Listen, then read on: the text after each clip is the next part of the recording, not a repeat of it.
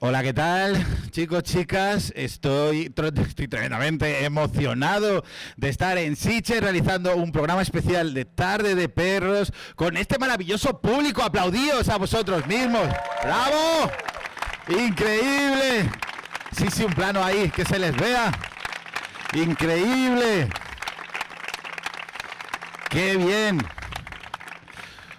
Muy agradecido. Hoy estoy con compañeros maravillosos que mola mucho haber venido a Barcelona y haber hecho programa con gente que nunca lo había hecho antes, gente a la que admiro, gente que son mis amigos y gente que me impone también un poco, como Desiré de Fez. ¡Aplauso para Desi! Jordi Sánchez Navarro, enorme Jordi. Y Xavi Serra, qué enorme placer. En Madrid me decían, ¿no? Me decían, pues yo qué sé, Daniel de Parte Arroyo o Alberto Lechuga, me decían, oye, Alex, pero ¿nos invitarás al Tarde de Perros de Sitges? Digo, no, tío, lo voy a hacer con gente de aquí. Ya está bien, ¿no? Rubén Lardín, siempre no, ya está, no. Así que, vale. Vale, bien, muy bien. Vale, pues esto es Tarde de Perros. Hoy vamos a hablar del Exorcista de William Friedkin, una película que cumple 50 años, de 1973, dentro cabecera.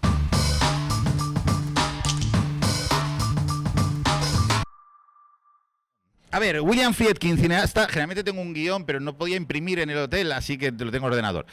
William Friedkin, nacido en Chicago, Illinois, el 29 de agosto de 1935 y fallecía este mismo año, el pasado 7 de agosto. Si pudisteis estar en el pase del jueves del Exorcista, fue tremendo, porque había un vídeo de William Friedkin presentando la película, ya avisando que no iba a estar con nosotros y que iba a estar en forma de espíritu, que nos dejó muertos con la cosa, ¿no? Pero fue realmente increíble. Era 1973, Friedkin venía de hacer The French Connection, de ganar 5 Oscars. French Connection es un thriller, es un policíaco, pero la realización maravillosa de Friedkin fue la que lo llevó, lo que hizo que William Peter Blatty, que era el autor de la novela del Exorcista, lo eligiera para ser el director de la película.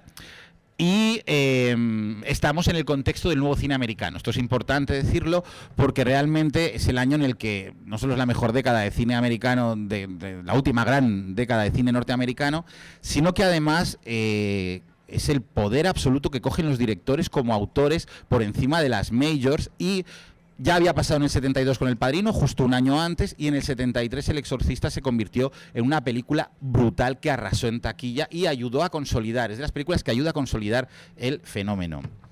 1973, ¿vale? O sea, todas las películas de 1973 cumplen 50 años, ¿vale? Es lógico, ¿no? Es el año de Malas Tierras de Terrence Malick cumple 50 años, es el año de El Espíritu de la Colmena, de Víctor Erice, que ha cumplido 50 años, que ha sido homenajeado en San Sebastián, que además Víctor Erice ha estrenado nueva película, lo cual es un milagro y es bellísima. Es el año de Malas Calles, de Martin Scorsese, también 50 años.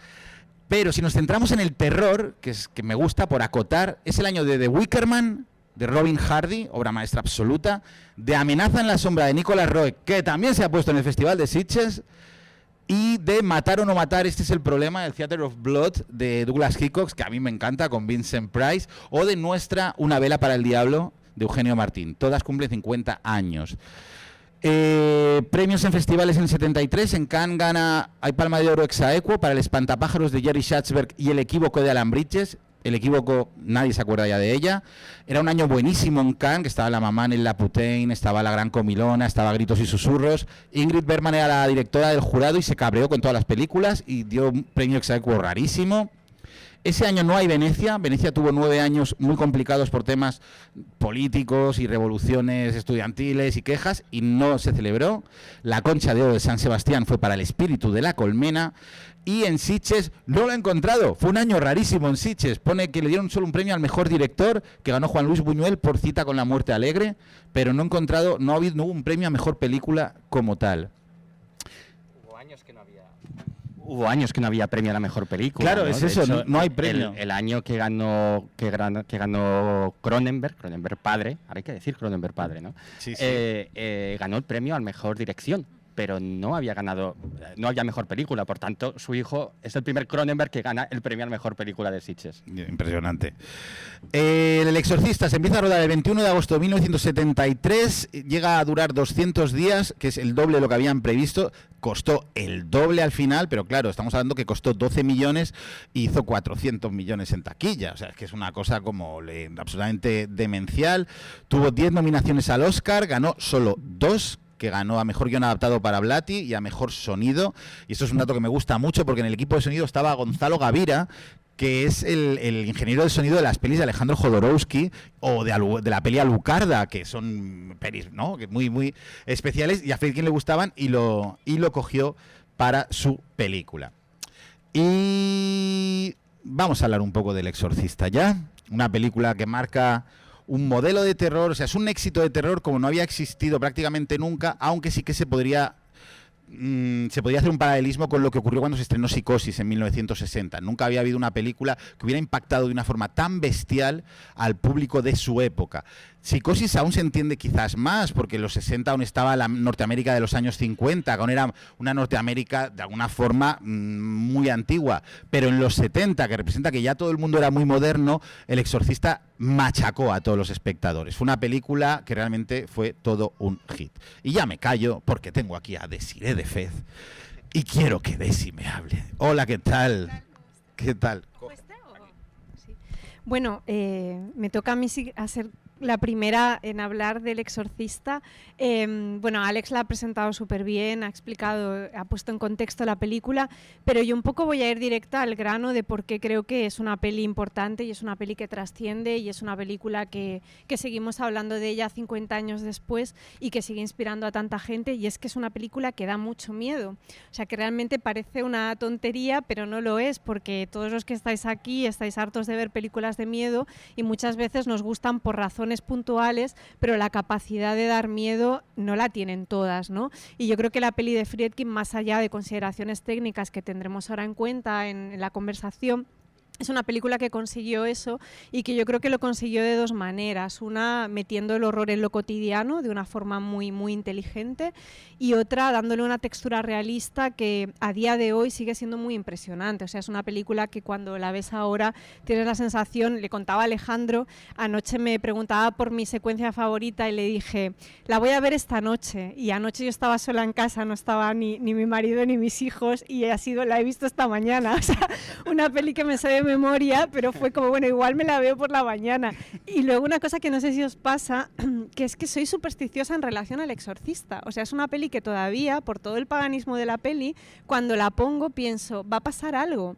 Y de golpe en casa pasaban cosas todo el rato, ¿no? De golpe los platos se movían, o sea, como cosas que no tienen nada que ver con el Exorcista, pero esa casualidad, esa coincidencia me ha puesto muy nerviosa. En plan, ya sabía yo que la tenía que ver por la mañana. Con lo que yo creo que es una peli que tiene esa capacidad.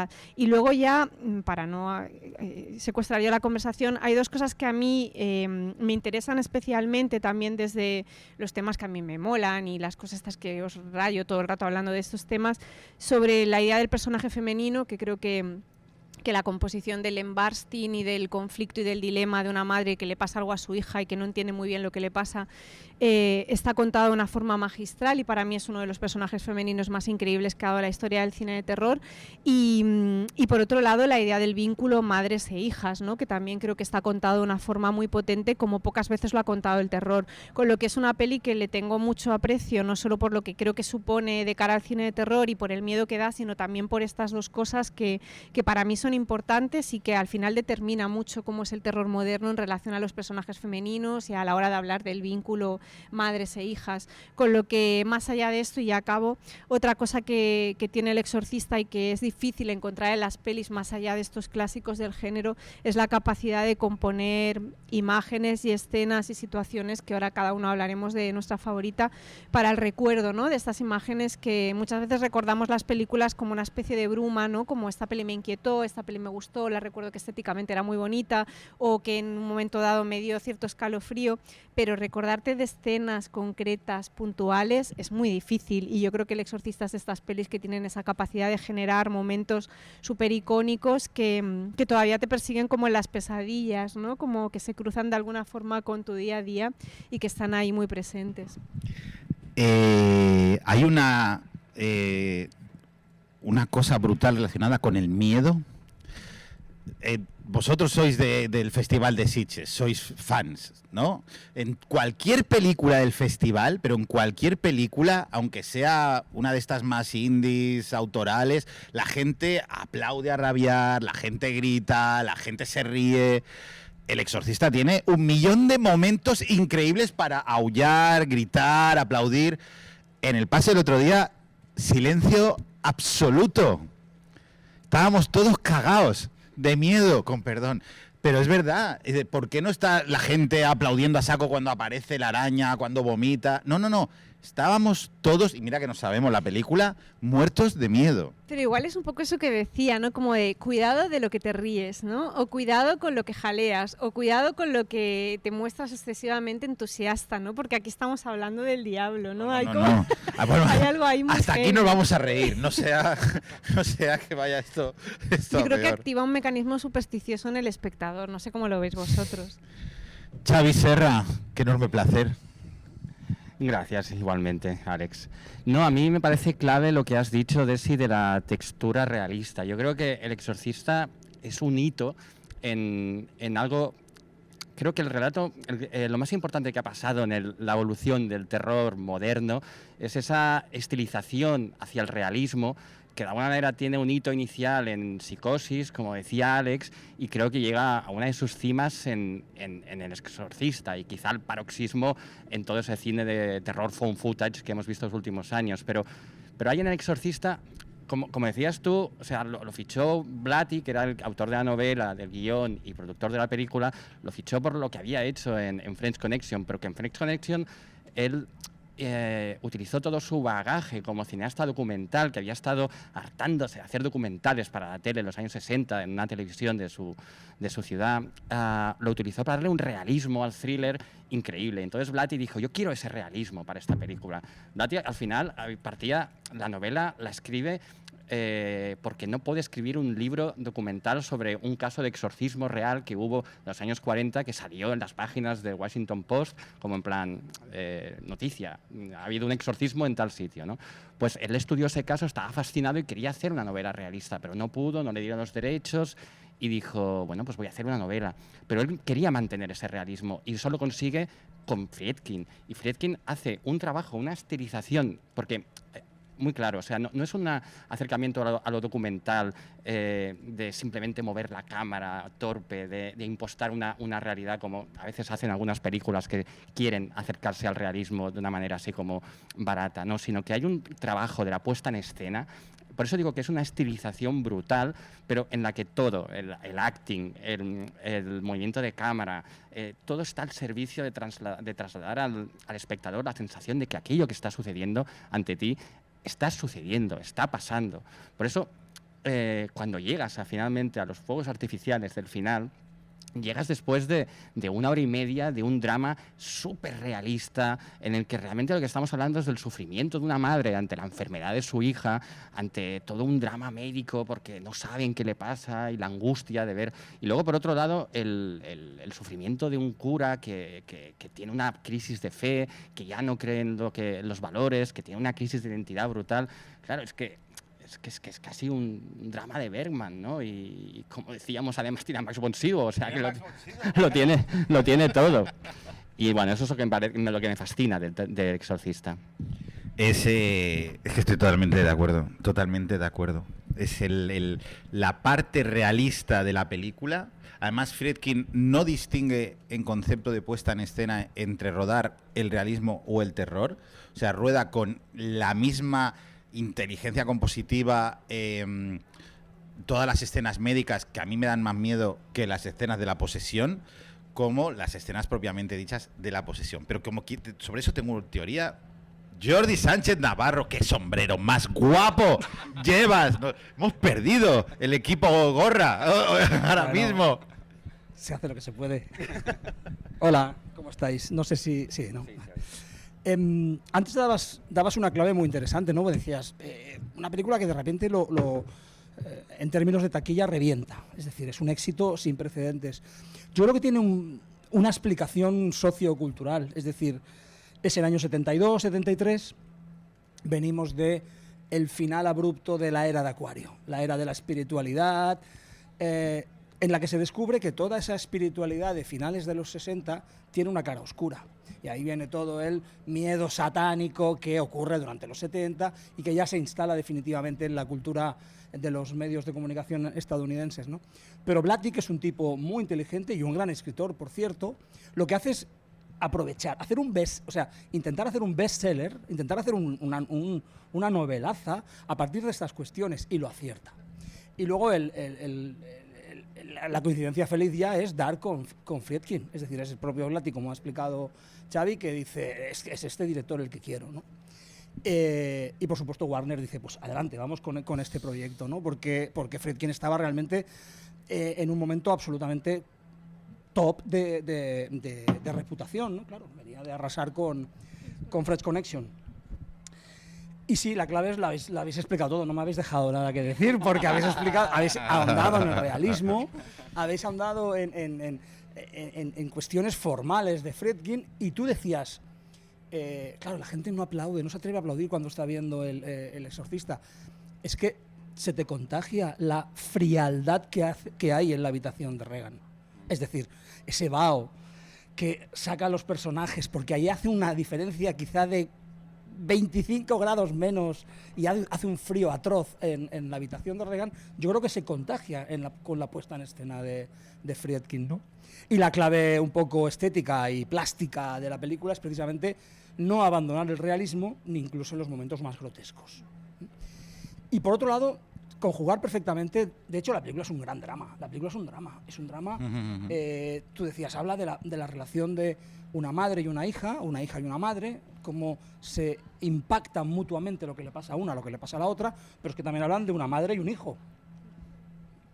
Es decir, claro, Carras está ahí, la madre de Carras es una presencia permanente, además una presencia que es una condena para Carras, ¿no? Entonces, bueno, tiene ese juego que es muy de Blatty, igual que las pequeñas fugas hacia la comedia absurda que tiene la película, alguna de las versiones más, pero la película que vimos, por ejemplo, el jueves pasado, son de Blatty también, es decir, las conversaciones del policía cinéfilo con los curas, a los que va invitando al cine, son también muy Blatty, que si habéis leído otras cosas de Blatty o habéis visto películas de El Exorcista 3. El Exorcista 3 o la Novena Configuración, son, es el humor de Blatty, que es muy especial.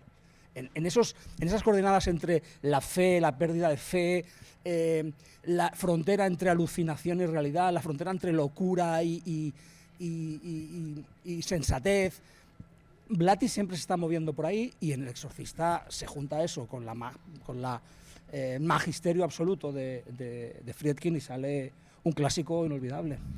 Yo lo tenía olvidado, pero el momento en el que aparece Lee J. Cobb, que no es un actor de comedia, es un secundario siempre de carácter, que hace de policía, y llega y dice, ¿te quieres venir al cine conmigo?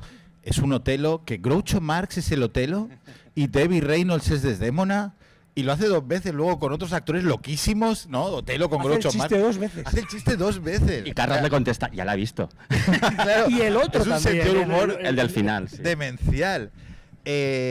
Por cierto, la escena en la que el policía aborda a Carras es una escena de los años 70, esos son los puros años 70. O sea, Carras haciendo deporte, el policía en la grada esperándolo. No deja de ser una película muy de su época también. Y eso es maravilloso, porque el cine americano de los años 70 es el mejor cine americano de la historia. Exacto. Y tiene momentos que recuerdan pues a determinadas cuestiones de Pollack, a los 3 días del Cóndor, es decir, recuerda determinadas películas de cine americano muy de la época, y tiene algo que luego Friedkin hace a menudo, ¿no? Que es hacer que la historia sea mucho más grande de lo que estás viendo. Es decir, el prólogo en Irak te está diciendo, ojo, que esto es una historia mundial. Es decir, lo que pasa en Irak influye en una casita en Estados Unidos. O sea, va más allá del lugar, del espacio, pero también del tiempo, porque viene desde hace mucho. Entonces, claro, el scope es enorme. Sí, sí. La habitación, es que lo he leído esta mañana, todas las escenas de la habitación de Reagan las rodaron en una cámara frigorífica, ¿no? Por eso se ve el vaho, o sea, y William Friedkin, leyéndolo, era un poco psicópata, ¿no? Era muy buen director, pero no era muy buena persona, ¿no? Es una sensación, si leéis libros del cine de los 70, Friedkin era un poco tirano, de hecho despidió a varios durante el rodaje, no dio créditos, por ejemplo, a la contorsionista que hace la escena de la araña. Tuvo varias denuncias de gente que decía, oye, ¿por qué no me sacas? Y la más bonita de todas, que es muy grave, es que Lalo Schifrin le hizo toda la banda sonora, se la puso y acabó poniendo a Penderecki, que es música clásica, y el Tubular Bells de Mike Oldfield. Que como vosotros sois muy jóvenes, igual no lo sabéis, pero claro, Tubular Bells de Mike Oldfield era una cosa como muy hortera, como muy de modé cuando salió, y sin embargo la ves en El Exorcista y dices, hostia, es que parece que está hecha para la película. Fue un exitazo en su momento, un hito de la música. El Tubular Bells de Mike Oldfield igual fue el disco más vendido después del de los Eagles, que es otra horterada, ¿no? Son los dos así. Sí, el Hotel California y el Tubular Bells era, bueno, en fin. Pero lo que dices tú, que recontextualizada por Friedkin queda, bueno, perfecto. Y con aquel momento expresionista del umbral, ¿no? De Merrin entrando en la casa, ¿no?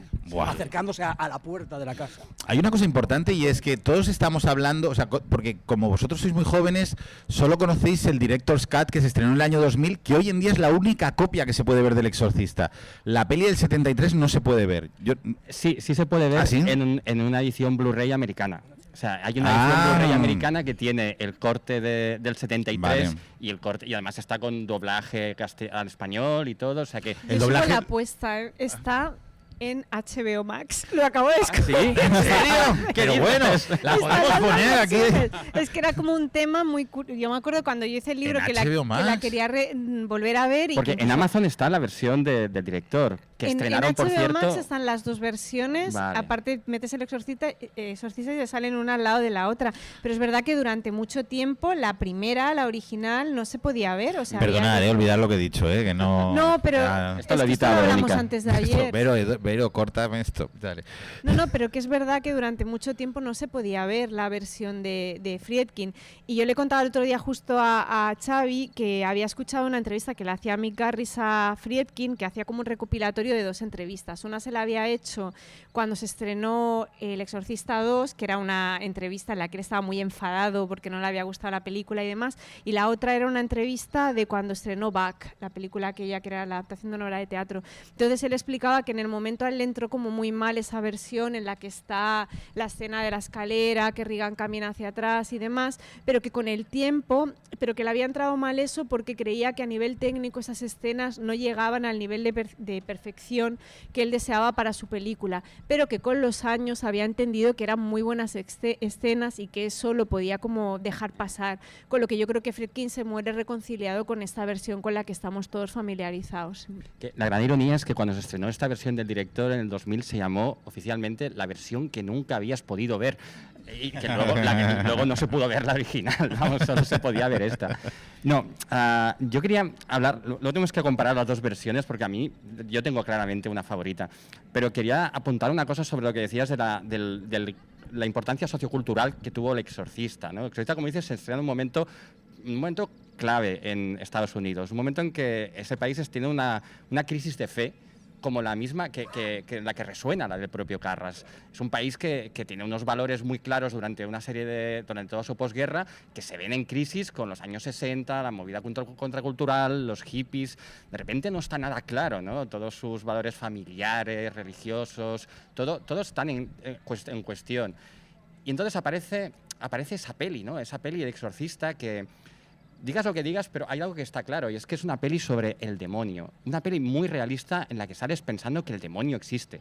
Oye, y si el demonio existe, seguramente Dios también, ¿no? Entonces, se ha hablado mucho de cómo tiene quizá incluso un peso, yo creo que sin ninguna base, en un resurgir del catolicismo que hubo en Estados Unidos. Pero lo que está claro es que generó a su alrededor todo un debate, ¿no? Incluso de entre la gente de la iglesia, porque hubo como telepredicadores como Billy Graham que decían que el demonio estaba en el celuloide Exorcista, ¿no? Que era una película diabólica. En cambio, otros que la aplaudieron. No deja de ser una peli en la que el bueno es un cura y el que gana al diablo es un cura. De hecho, es una apología del catolicismo. Totalmente. Y del ritual romano del exorcismo y de la fe y de los curas. Es una apología. Claro, en ese sentido, en todo el debate del sacrificio que hacen. Del sacrificio total, un católico. En ese sentido, yo creo que El Exorcista es una peli que se inscribe en su momento cultural, en su momento histórico, y yo creo que es la Barbie de 1973.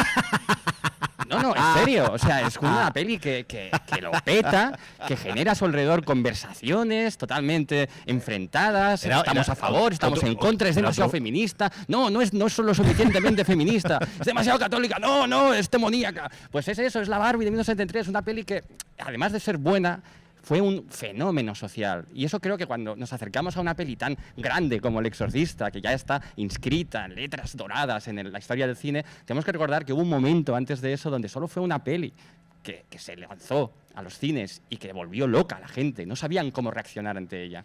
Y entonces los efectos duraban meses, ¿no? Porque Barbie al final se concentra todo en un mes.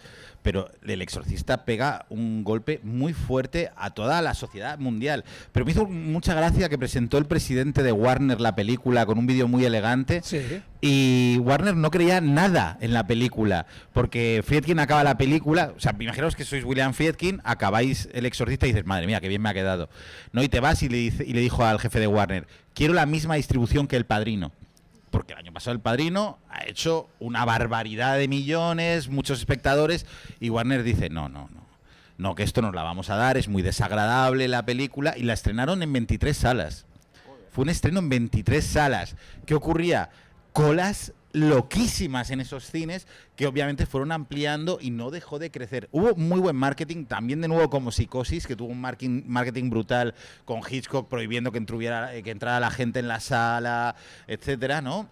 Y pusieron ambulancias, aquí ha pasado también en el auditorio, poniendo ambulancias en la puerta de los cines porque decían que la gente se desmayaba, vomitaba mientras la película, y acabó convirtiéndose en un bombazo, una película que es muy seria, aunque tenga el sentido del humor de Blatty. No, pero son detallitos, es decir, son... Y que alcanza ese doble discurso, el de película de terror, tremendamente aterradora, impactante tanto en sus momentos más hardcore como en la propia estructura tensionada de toda la película, y además crea este debate teológico entre el bien y el mal, que para Friedkin era una obsesión porque lo repite en todas sus películas, que es, vale, todos creemos en el diablo porque sabemos que existe el mal, pero lo que pretende poner en El Exorcista es, pero es que también existe Dios porque hay alguien con bondad, que en este caso es sobre todo el padre Carras, porque el padre Merrin parece el fontanero de los... Es un técnico. Hola, ¿qué tal? Y después hay otro tema interesante que también tiene su impacto sociocultural y es, a ver, ahora lo vemos con una naturalidad pasmosa, pero lo que hace Friedkin con una preadolescente, con una niña, no tiene precedentes en la historia del cine. Ahí hay un poco una cosa, un detalle, que cuando decías lo del marketing, Friedkin utilizó un doble para muchas secuencias de las, digamos... Tampoco la acreditó. Pero claro, no la acreditó por eso, porque quería trasladar a la gente la idea de que todo eso lo había hecho la actriz que hacía de... Claro, a la pobre Linda Blair le creó a su alrededor una especie de aura de víctima, de traumada. Ahí jugaron, o sea, por un lado la respetaron y dijeron, a esta chica no la vamos a hacer que se clave un crucifijo en las partes porque no procede, pero luego Friedkin fue diciendo a todo el mundo que sí, que había rodado todas las escenas. Seguía diciéndolo incluso, en 2017, cuando tuvimos la oportunidad de hablar con él mucho, seguía diciendo que el trabajo con Linda Blair había sido maravilloso y que era una chica muy adulta para su edad. En cualquier caso, genio, Friedkin. Es como una peli muy llamativa por la violencia sobre el cuerpo, es decir, o sea, no es una película, de hecho piensas en otros clásicos que un poco emparentas, ¿no? Cuando hablas del Exorcista, como puede ser La Semilla del Diablo, que no son películas muy distintas, pero un poco a nivel de trascendencia son dos pelis que trascienden con la misma importancia y y juega más a la sutileza, ¿no? De alguna forma, también una película sobre el diablo, ¿no? Y aquí es verdad que todo lo que tiene que ver con el trabajo sobre el cuerpo de un personaje que es infantil, porque ni siquiera es una adolescente, es una preadolescente, ¿no? Una puber, ¿no? Y realmente la agresión que hay contra el cuerpo autoinfligida, la escena del crucifijo, por ejemplo, que es una brutalidad, como todas las escenas en la cama, ¿no? En las que se mueve la cama y está poseída y demás, claro, es muy bestia cómo está eso mostrado, porque sigue esta tendencia al realismo que hemos comentado, que es lo que choca más, pero claro, es que es un nivel de agresión brutal sobre el cuerpo, que es algo que durante muchos años ha desaparecido mucho del cine comercial, ¿no? El cuerpo en primer plano, el cuerpo agredido en primer plano, y aquí Friedkin, vamos, que tiró la casa por la ventana. A mí sí que es verdad que vista ahora me impresiona, o sea, quiero decir, me parece casi como injusto, ¿no? El hecho de someter a una actriz tan joven, independientemente de que tenga dobles en determinadas escenas, a ese nivel de brutalidad, porque realmente es muy impresionante, o sea... Pero ella decía que no había vivido como algo traumático el rodaje, sino más el acoso de los medios y la victimización, ¿no? Que se hizo desde los medios para generar el sensacionalismo con el que se abordó un poco su participación en la película. A ver, yo creo que está fuera de toda duda que el rodaje en cualquier caso mantenía en los protocolos, digamos, de seguridad eso psicológica. Queremos creer, ¿no? No, yo estoy seguro. Queremos creer eso. Estoy seguro. Pero es muy interesante lo que comentabas claro, La semilla del diablo, una película que se inscribe en la misma lógica cultural, ¿no? También Ira Levin intenta hacer algo parecido a lo de Blatty, intentar recoger el pánico satánico y lanzar un bestseller, ¿no? Pero es un thriller psicológico, es decir, está todo medido en función del punto de vista de Rosemary y de lo que pasa por su cabeza. Con El exorcista el juego es otro, el juego es el cuerpo. Totalmente. La metamorfosis del cuerpo, ¿no? Y de hecho, hay claro, es que con El exorcista pasa una cosa, que es que la memoria tú la retienes como por toda esta parte final, ¿no? La parte de las posesiones. Pero El exorcista es una auténtica tortura la primera hora de película. Es lo que todo iba lo que a decir. tiene que ver con el ataque al cuerpo también de este personaje, las pruebas médicas. O sea, es una mujer que lo prueba todo, ¿no? Prueba la psicología, la neurología, o sea, todo tipo de pruebas médicas, hasta que al final no le queda más remedio Pruebas que muy recurrir. agresivas, como muy la agresivo. La del contraste. El contraste, el las contraste arterias, y el TAC. Arteriograma se llama la prueba esa. Lo digo, pues si alguna vez me la tienen que hacer, decir no. Yo no. Son pruebas muy No, yo agresivas. tengo al diablo. Yo. Y esa resonancia, no sé si era una resonancia como las de ahora, pero esa resonancia de los años 70 a la que le aplican, ¿no? Es decir, Sí. eso realmente es un calvario lo que pasa a la chica. Y hay una cosa muy chula en la peli, que es lo moderna que es, un poco en relación a esto que decía los personajes femeninos, el hecho de poner como protagonista a una mujer separada, con una carrera de éxito, con cierto sentido de culpa por no poder ocupar tanto tiempo en su hija como le gustaría, pero a pesar de ello intentando entenderla todo el tiempo, y cómo en esta búsqueda de respuestas, sea del tipo que sea, solo se da con señores que le están diciendo, no, tú tienes que hacer esto, estoy simplificando mucho, pero al final es eso, ¿no? Médicos, neurólogos, psicólogos, todos, e incluso hay una escena que a Jordi le gusta mucho, que es la escena de los médicos, ¿no? Que es ella sola, totalmente desolada, porque no sabe qué le ha pasado a su hija, y son casi todos médicos, menos dos doctoras que no dicen nada, que están allí sentadas, ¿no? Con lo que también es muy interesante eso, cómo Friedkin se adelanta en ese sentido, con una peli en la que propone un personaje femenino al que no estábamos acostumbrados y que está muy en sintonía con los tiempos, de ahí ese inicio también casi documental de alguna forma con la manifestación, con la protesta y demás, ¿no?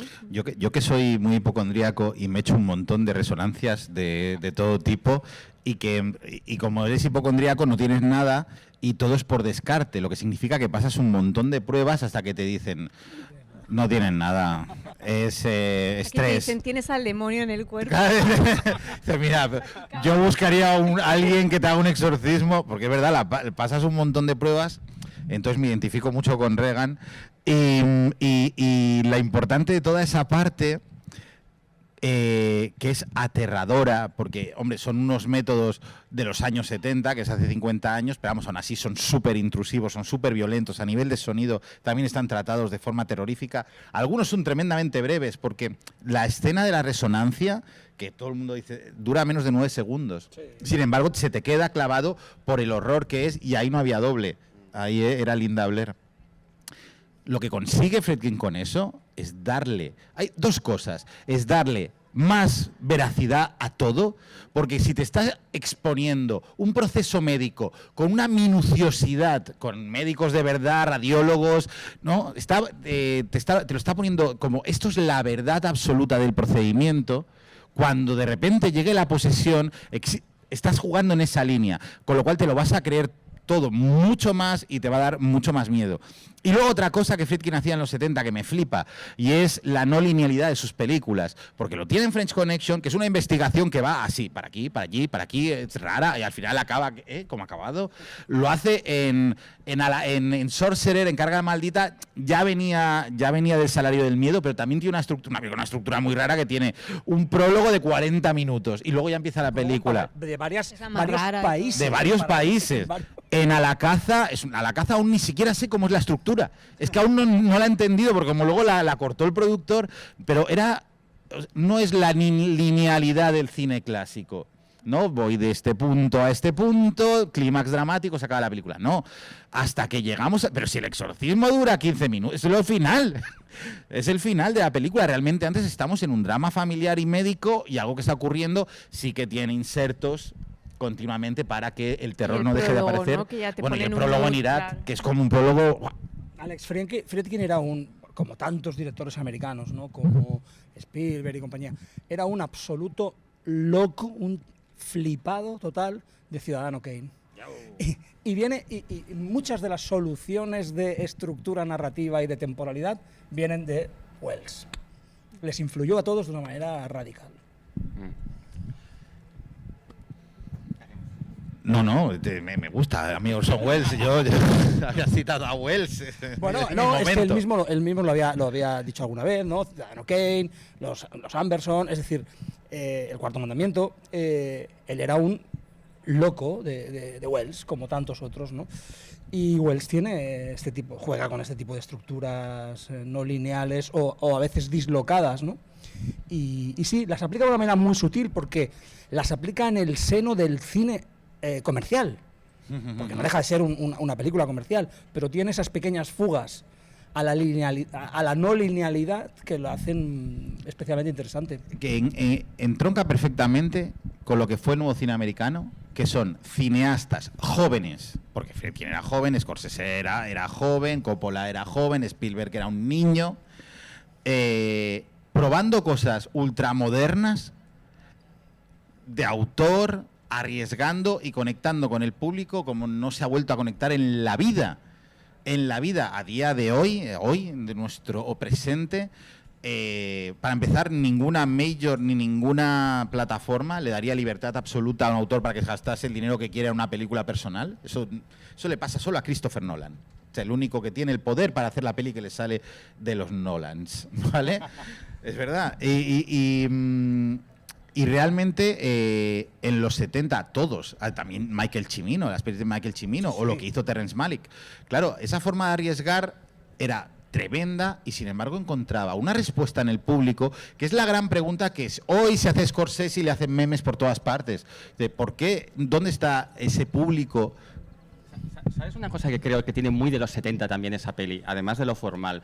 Y lo hablaba con María de ella hace un rato, que también ha visto hace poco la película. Ese Miller, ese actor que hace de Padre Carras, ¿no os parece que tiene algo como de ese Pacino de los 70 que hacía personajes como el Sérpico, por ejemplo? El Sérpico es el policía enrollado, el policía humano. Pues aquí está haciendo, Miller está haciendo del cura guay, el cura que es boxeador, el cura que tiene crisis de fe, el cura que duda. Es un cura de verdad. Entonces tiene porque algo... de cura solo tiene ya el hábito, pero el resto lleva una vida de poco cura. De hecho, él es psiquiatra, ¿no? Bueno, y hombre, me lo pagaron un psiquiatra que se va a tomar cervezas con sus colegas a bares donde ponen Allman Brothers, es decir, que es un personaje con el que el público yo creo se podía relacionar muy bien, que les interpelaba a ellos como alguien que podía existir en la realidad. Entonces, creo que esa elección, que no tiene tanto que ver con la forma, sino con la temática, creo que también es algo que hace que ese cine sea muy apreciado por el público en su momento, porque rompe una distancia que había entre el público, entre lo que pasaba en la vida y lo que pasaba en el cine, que forma parte también de la apuesta del cine americano de los 70, ¿no? De esa generación. Y ahí, bueno, Es igual, no, es igual que en El Padrino el protagonista sea Michael, no sea Vito, no sea Don Vito, sino que sea Michael, porque se acerca más a la América de los 70. En el caso del Exorcista es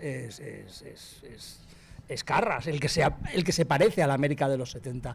Crisis de fe, más moderna, pero al mismo tiempo anclada en determinados traumas, en este caso representados por su madre y por la relación con su tío y con su madre, con la familia, no poder encargarse de la madre. Hay una parte cuando está, que parece una peli de joder, ¿cómo se llama? El de director este americano que nos gusta tanto, el de James Gray, parece una peli de James Gray.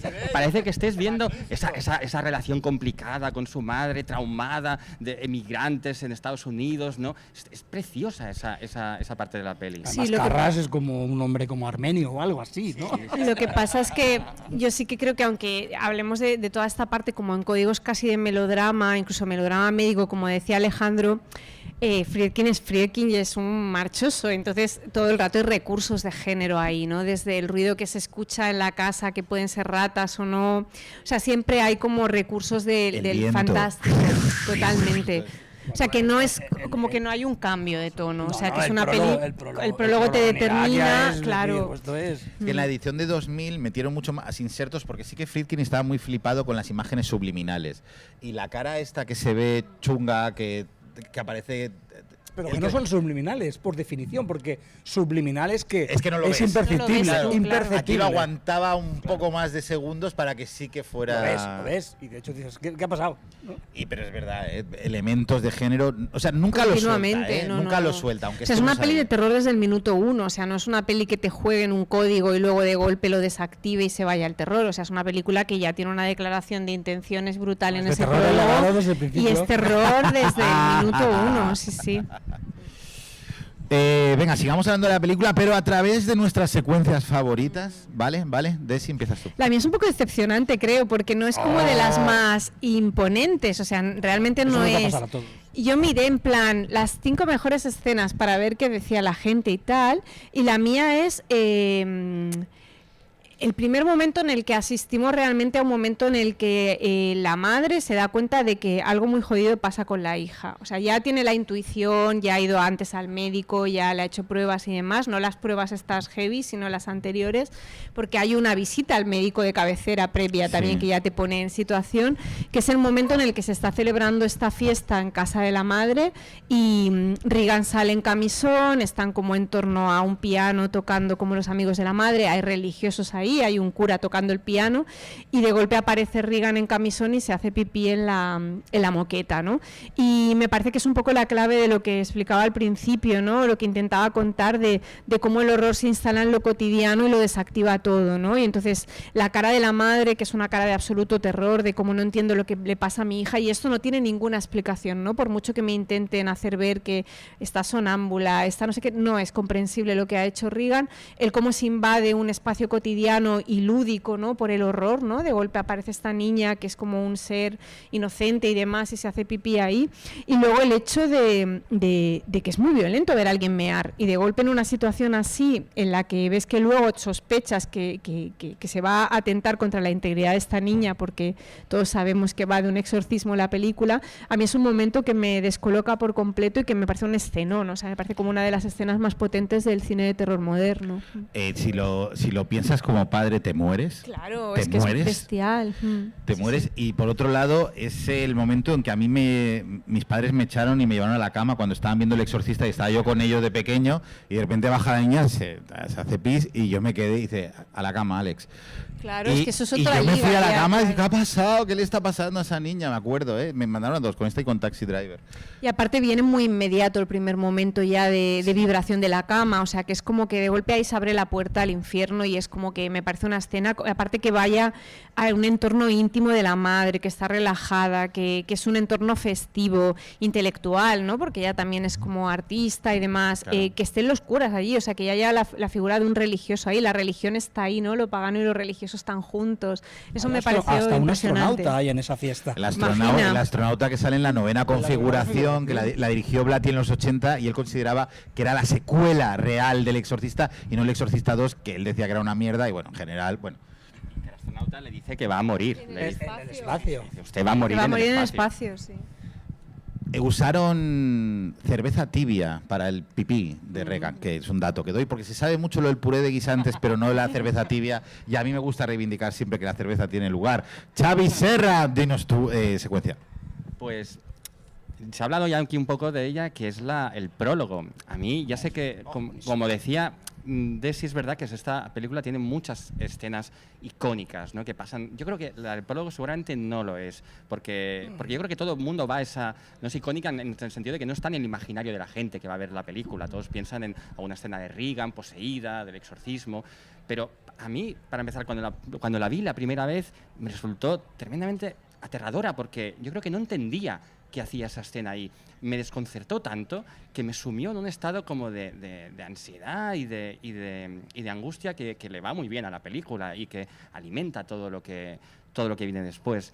Pero es que cuando la vuelves a ver, además me he dado cuenta de que tiene justo lo que creo que me gusta más. Mira, hace unos días Paco Plaza, en la rueda de prensa que hizo de su película, comentó, sin que nadie le preguntara específicamente por El Exorcista, que es una de sus películas favoritas y que lo que más le gusta es la primera mitad. Que la primera mitad, donde no pasa nada, no pasa nada, bueno, pasan muchas cosas, pero no pasa nada de terror, donde se crean las relaciones entre sus personajes, era su favorita, ¿no? Porque él cada vez apuesta más por una idea de terror más poética, más basada en las imágenes y menos en las palabras. Yo creo que en ese sentido el prólogo es exactamente eso. Son 10 minutos en los que apenas hay 7 u 8 diálogos, no se dice prácticamente nada, no sucede nada. ¿Cuál es la sinopsis de ese prólogo?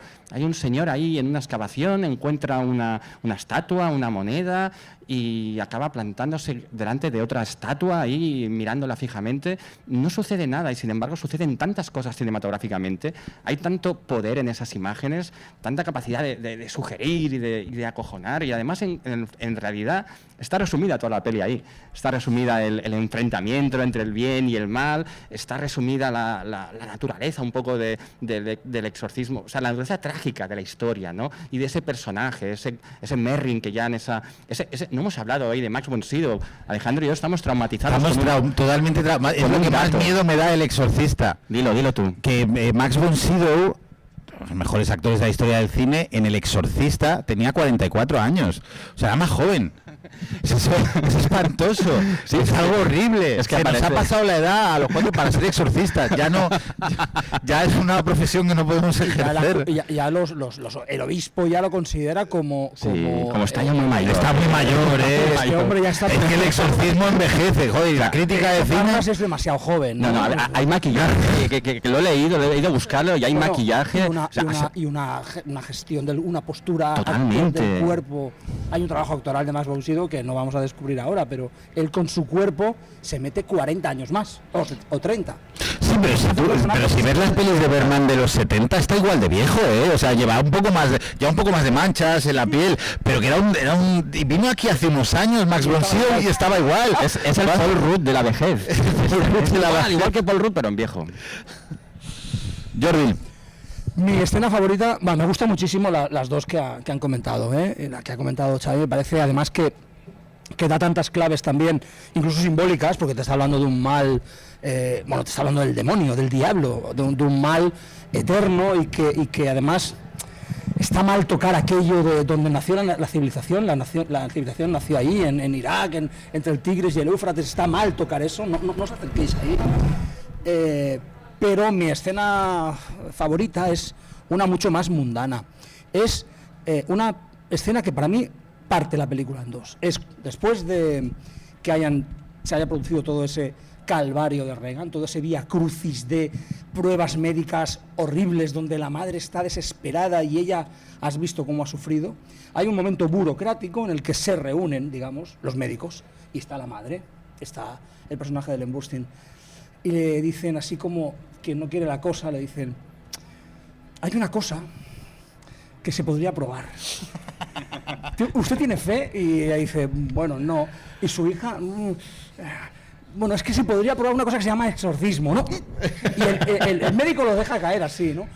Y la cara de Ellen Burstyn y lo que ocurre en ese momento me parece brillante, porque parte la película en dos, o parte por lo menos el proceso de Reagan en dos, ¿no? Es decir, es en el momento en el que la racionalidad, es decir, el momento en el que los científicos, en el que los médicos se rinden, dicen, probemos el exorcismo, porque aquí no hay otra cosa. Ese momento me pone la piel de gallina ahora. Ahora te dirían que te hagas acupuntura o algo así. O sea, Claro. Bueno, sí, pero claro, es mucho más drástico, es decir, no es una acupuntura, no es ponerse unas piedras calientes en la espalda, es un exorcismo, es un ritual extremadamente agresivo y brutal, que es lo que vamos a ver a continuación en esa segunda parte de la película, ¿no?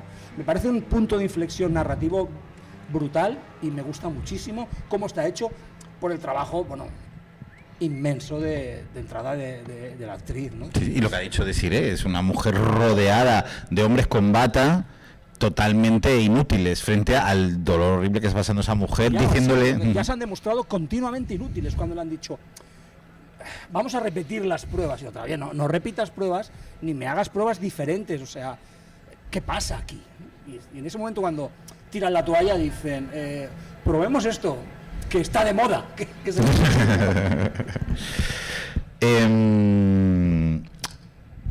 Yo, mi secuencia favorita, sí que estaba pensando mientras hablabas dos cosas. La primera es la cantidad de... O sea, no hay pelis de exorcismos antes del Exorcista en toda la historia del cine. Sin embargo, después hay un montón, pero no solo hubo muchas más películas, es que empezó a haber exorcismos por el planeta, porque de repente, es que, ¿sabes? Alguien tenía una mala fiebre en Soria y decían, hostia, llama al cura que hay que ir al exorcismo. Y la otra era...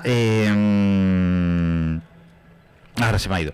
Bueno, no pasa nada, volverá luego. Jack McGowan era el actor que hace del director en la película, del director Burke, que representa que es él, tiene una relación romántica con Ellen Burstyn, con la madre de Regan, con Chris. Y una de las cosas que siempre me había... me había chocado mucho y me había fascinado mucho El Exorcista, es que es un hombre que muere en mitad de la película y muere con la cabeza. La verdad es que le dicen, no es que se ha muerto, se ha roto el cuello cayéndose por la escalera desde lo que es la habitación de Regan, y luego le dicen, no es que se haya roto el cuello, es que se le ha girado el cuello, tenía la cabeza mirando hacia el otro lado.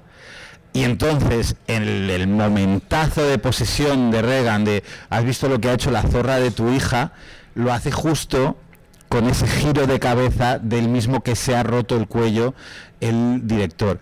Y era mi secuencia favorita porque, claro, te está diciendo en ese momento, no solo te está creando un momento de terror absoluto, sino que te está diciendo, no, es que yo he matado a este señor. Pues ahí lo que pasa, que es que murió el actor. O sea, el Jack McGowan se murió a mitad de la película, yo eso no lo sabía. Y entonces, claro, porque tú ves la peli y el momento de la muerte no lo ves. Y dices, hostia, qué inteligente Friedkin, que lo ha hecho en elipsis para que así cuando Regan gira la cabeza te impacte mucho más. Pero no, es que se estaba muerto, es que no había posibilidad de rodarlo de otra forma. Sí, yo no lo sabía que era... Sí, pues se murió. Y esa es mi secuencia favorita del Exorcista, teniendo en cuenta que las de los médicos son con las que más me identifico. Claro. Pero no está mal, porque hemos dicho 4 secuencias. Cubierto la peli entera. Película, porque lo único que nos hemos dejado es lo que las escenas más shocking, ¿no? O sea, el vómito verde, la cama, es decir, bueno, lo que... El momento que levita, ¿no? Sí. Que es brutal. He oído que el vómito verde de puré de guisantes mítico, que a Jason Miller no le avisaron. O sea, que Friedkin le dijo, pasa, que ya verás que ahora nada, te va a gritar unas cosas. Y cogí y le vomita en la cara para que su reacción fuera... ya me acuerdo lo que quería decir, uno de los gestos de estilo del Exorcista que mejor le funcionan, y esto es más Friedkin que Blatty, porque realmente son los dos autores de la película, es que siempre muestra el contraplano antes del plano en los momentos de horror. Es decir, Ellen Burstyn entra en la habitación y jamás vemos lo que pasa en la habitación, siempre vemos su cara. La cara, sí. Siempre, y lo mismo cuando sube el padre Carras. O sea, Friedkin, que además hace zooms muy... O sea, decide hacer planos secuencia contados, el de la escena del pipí es plano secuencia, pero ese gesto es brutal porque te asusta mucho más, porque es alguien que entra al horror y en vez de hacer el plano lógico, que es mostrar el horror, lo que ves es la reacción de ella, que es aún más terrible, y te lo redobla, porque cuando luego te muestra el horror es realmente horrible, y eso es de genio. Estaba a la altura, ¿no? Estaba a la altura del gesto. Claro, ¿no? Y hay una cosa que cuando lo vimos el otro día aquí en el festival, en un cine, que nunca había visto Exorcista en un cine, me di cuenta de que hay un solo jump scare en toda la película. Solo uno. Y nunca diríais cuál es. Es un momento en el que suena el teléfono y te pega un petardazo el amplificador y dices, ¿qué ha pasado aquí? Pero Friedkin nunca juega con el sonido de esa manera tramposa en la que se ha convertido ya casi una rutina, la manera de generar miedo en el espectador, en el terror moderno, sino que es lo que tú dices, ¿no? Juega con las reacciones, te hace imaginar primero, y eso es creo que muy meritorio en una película que precisamente tiene esa fama de esas escenas de shock, de esas escenas tan icónicas de que, pues no, son icónicas y te quedan, pero el terror se basa casi en el miedo que ha sido alimentando y las reacciones de los personajes. Pero las tiene, lo bueno es eso, pero las tiene. Sí, es decir, tiene las caras de Regan, tiene las voces, tiene los diálogos, las blasfemias que llega a decir esa niña, bueno, el diablo a través de esa niña, es decir, todo eso lo tiene. Mercedes McCambridge es la voz del demonio, y Mercedes McCambridge es una actriz mítica de los años 50 norteamericana. Era la mala de Johnny Guitar. La mala de Johnny Guitar, la periodista casquivana del Político. Era una actriz de mucho carácter, que en esa época estaba casi en el teatro. Friedkin la llamó y le dijo... ¿Puedes decir aberraciones? Dice, ese es el guión. Tú lo puedes hacer y dice, mira, si yo hago esta película... yo voy a volver a beber, yo soy alcohólica, llevo sin beber tanto tiempo, pero si hago esto voy a caer en el alcohol, y tal cual cayó en el alcohol aparte, y todas las voces que hace, porque son 3 voces por lo general cuando habla Regan como endemoniada, la suya es la bestia, la más grave es suya, y dice que la hacía masticando trozos de manzana y echándose whisky, y entonces salía, ¿has visto lo que ha hecho? Tal. Y Friedkin no le dio crédito, y entonces ese sí que lo ganó, porque les denunció, encima ha vuelto alcohólica otra vez, y les denunció y se la acabaron poniendo. El trabajo de Mercedes McCambridge. Warner, ¿no? Warner Bros. Oye, antes de acabar, quiero que hablemos de lo de las versiones, porque, claro, yo en realidad no había visto la nueva versión hasta que la he visto en el cine. Y claro, he tenido que, a través de revisando cuáles eran las escenas añadidas, darme cuenta porque algunas no estaba seguro de si era el recuerdo que tenía, y tengo clarísimo que me gusta más la primera versión de Friedkin que la versión revisada. No sé si vosotros también lo tenéis claro en ese sentido. A mí es que la escena de la escalera me gusta mucho. La de la escalera. Sí. A mí me... Sí, yo creo que esa está muy bien. También me gusta otra que hay en esa escalera, que es cuando Carras y Merrin salen después del primer round con el demonio y están ahí agotados y se sientan en la escalera y hablan un poco de lo que está pasando, y el otro le dice, no, es que no solo quiere hacer daño a la niña, quiere hacer daño a todos los que nos rodean. Eso no estaba en la película original.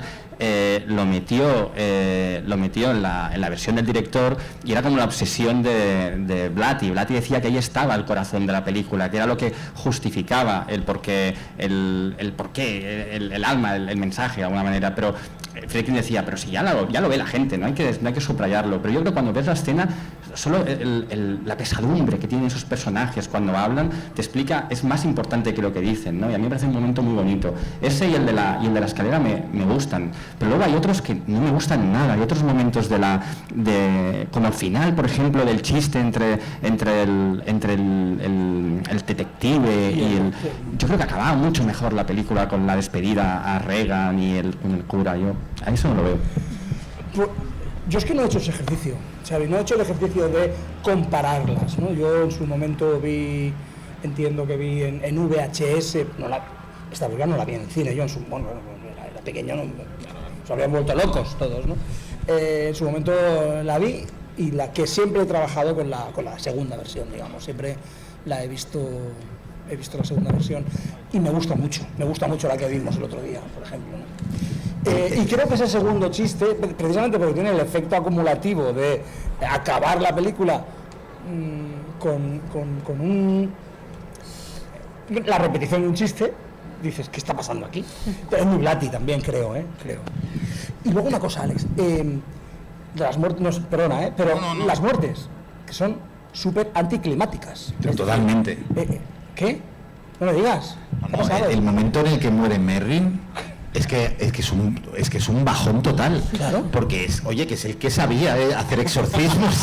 Tú imagínate que eres Carras y dices, bueno, menos mal que ha venido el que sabe, y entra y está muerto, y dices, pero bueno, que solo he tardado 2 minutos en entrar. ¿Ahora qué hago yo? Pues vas a ser el siguiente. Ahora me toca a mí, pues este era el 44 años. Y luego está cómo se muere, porque no lo ves, pero entras a la habitación y le ves a él tumbado, casi plácido ahí, como que dices, bueno, claro, estaba fatal del corazón. Y a Regan demoníaca, mirándolo como con cara de, yo no sirvo, ¿eh? Qué fácil ha sido esto, ¿no? Y después también, anticlimático, ¿no? No, es que, bueno, ahí está muerto, se ha caído. Ya dices, oye, un poco más épico, por favor, que esta gente se ha estado batiendo ahí el cobre, luchando contra el demonio, una muerte épica, ¿no? Pues no.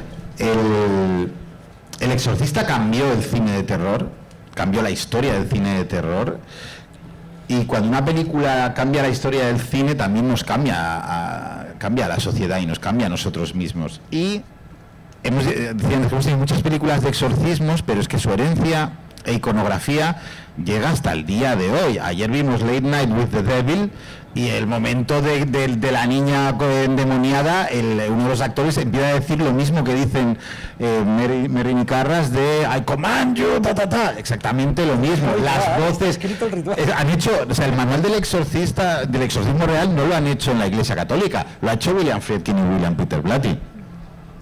Vamos, no sé, el dato que quería dejar. Ya son las 8:05. Tengo una ronda, si queréis, para decir lo que queráis, chicos, chicas. Bueno, hemos dicho muchas cosas, ¿no? Sí.